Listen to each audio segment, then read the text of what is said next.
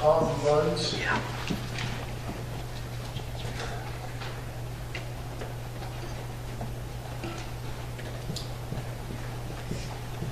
Give your name and address, please. Munds, 24467 Barber Lane.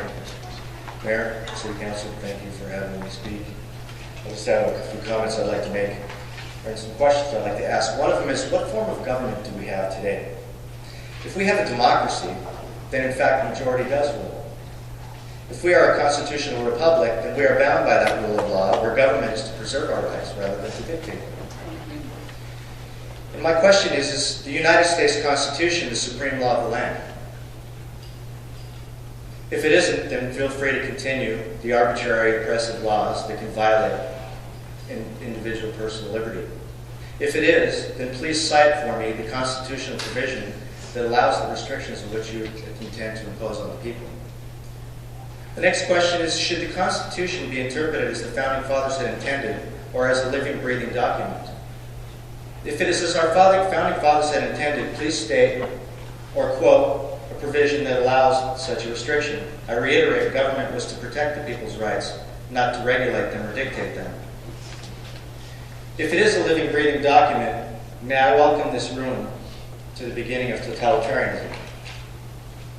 Why aren't tobacco companies banned if it's so harmful? And why does the restriction come upon the people? You know why? Because of the money. Who will enforce these laws? The police? Will we now be criminals for the smoking violation? Or should the city be the criminals for failure to uphold their oath to protect the freedoms of the people instead of deciding on what they are?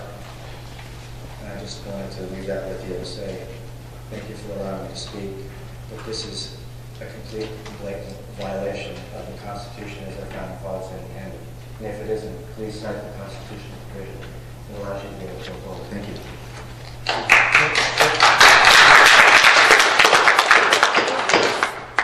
First of all, we've asked you not to boo or clap, or you'll all have your chance. I'm going to insist on that. We'll ask you to leave if you don't maintain that decorum. Sir, I just want to make sure, and if the speakers that follow would clarify this, the address that you gave was from Caldwell, is that right? Yes, it is. Okay, if you just, you'll cite a street address, which is fine. Okay. We'll allow you to speak, but we do want to know the city that you're from. Mayor, I'm just going to say, for anybody that's going to, for the gentleman who just came up, and for anybody who's going to take that argument, the burden of proof is on you.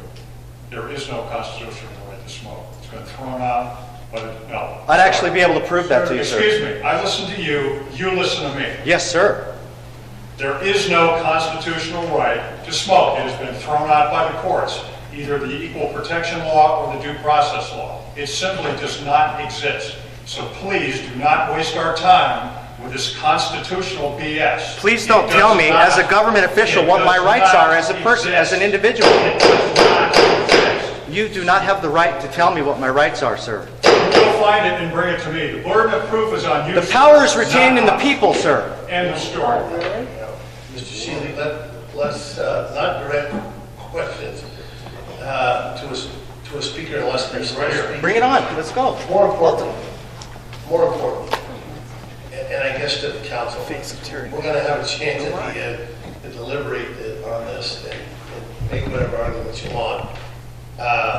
So let's keep it to the issues and to your time at the podium.